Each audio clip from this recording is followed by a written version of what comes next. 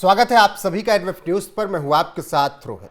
नेपाल में तख्तापलट हो गया है और लगातार भारत के पड़ोसी देशों में इस तरीके की घटनाएं हो रही हैं। बांग्लादेश, श्रीलंका और पाकिस्तान में हम सब ने ऐसी ही तस्वीरें देखी हैं। जो पैटर्न नेपाल में नजर आ रहा है वही पैटर्न बांग्लादेश में था। उसी तरीके से श्रीलंका में सरकार उखाड़ फेंकी गई और तख्तापलट किया गया।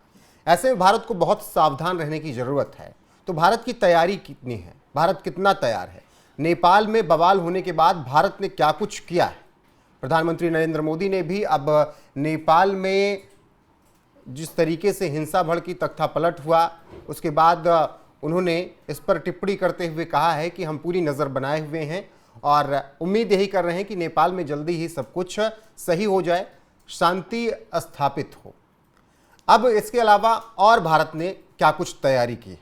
भारत ने नेपाल में हिंसा के बाद किस तरीके से अपने देश की सुरक्षा बढ़ाई है ताकि घुसपैठिए ना आ पाएँ, और भारत में किसी भी तरीके से ऐसी साजिश को अंजाम न दिया जा सके, इसीलिए सुरक्षा एजेंसियों को पूरी तरीके से कमान दे दी गई है। तो क्या कुछ किया है भारत ने? भारत कितना तैयार है, चलिए आपको ये बताते हैं। नेपाल में बवाल, भारत कितना तैयार दिखाएगा। सीमा सुरक्षा में बढ़ोतरी की गई है। भारत ने नेपाल से सटी अपनी 1751 किलोमीटर लंबी सीमा पर सुरक्षा बढ़ा दी है। उत्तर प्रदेश, उत्तराखंड, बिहार, पश्चिम बंगाल और सिक्किम जैसे सीमावर्ती राज्यों में पुलिस और एसएसबी को हाई अलर्ट पर रखा गया है और इसका सबसे अहम कारण है ताकि घुसपैठिए आ ना सकें।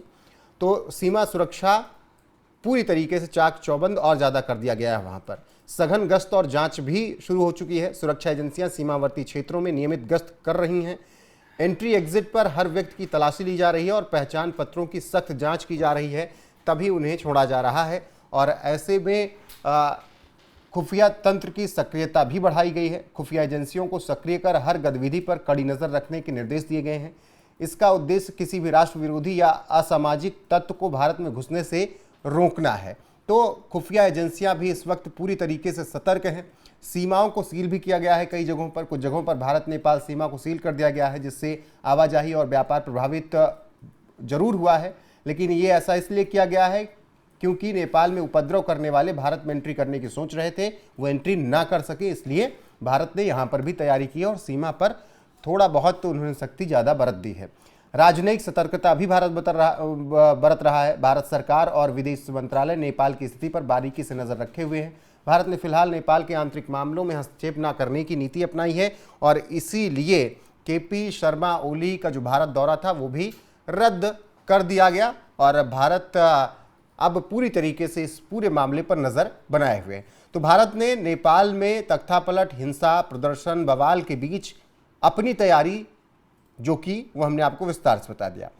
ये बस इस वजह से ताकि भारत में नेपाल के लोग ना घुस सकें, अवैध तरीके से घुसपैठ करके ना घुस सकें और किसी भी तरीके की साजिश भारत में ना हो। तो भारत पूरी तरीके से तैयार है। गृह मंत्रालय, रक्षा मंत्रालय पूरे मामले पर निगरानी बनाए हुए हैं। प्रधानमंत्री नरेंद्र मोदी ने भी ट्वीट करके पूरी इस पर प्रतिक्रिया दी और उन्होंने पंजाब से लौटने के बाद कैबिनेट समिति की बैठक में नेपाल की घटनाओं पर विस्तार से चर्चा की। नेपाल में हुई हिंसा को उन्होंने हृदय विदारक बताया।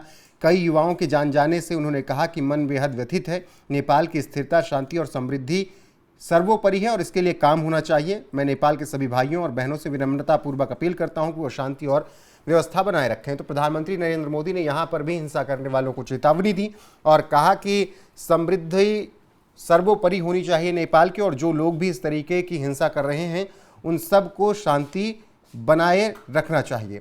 अब नेपाल में अभी तक हुआ क्या ये समझिए। दरअसल सोशल मीडिया के 26 ऐप बैन किए गए और ये सभी अमेरिका के ऐप थे।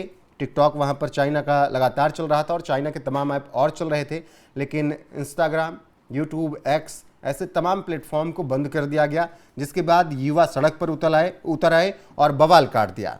अब हिंसक विरोध प्रदर्शन हुआ जिसमें कई लोगों के मारे जाने की खबर है। 20 से 22 लोगों से ज़्यादा की मारे जाने की खबर और सैकड़ों घायल होने की खबर आई।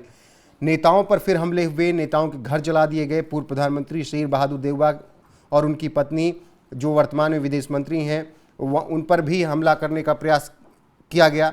वित्त मंत्री विष्णु प्रसाद पौडेल को भी सार्वजनिक रूप से दौड़ाया और मारा पीटा गया। इस तरीके से तमाम घटनाएं यहाँ पर घटी हुई हैं।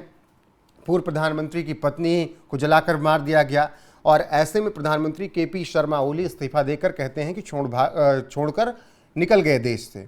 प्रधानमंत्री रामचंद्र पौडेल ने भी इस्तीफा दे दिया और तमाम मंत्रियों का इस्तीफा एक एक करके होता गया और ऐसे में नेपाल की हालत बहुत ज़्यादा खराब हो चुकी है और भारत इसी बीच पूरी तैयारी के साथ अपने देश को, अपनी सीमाओं को सुरक्षित करने के लिए तैयार है। सुरक्षा एजेंसियां हाई अलर्ट पर हैं।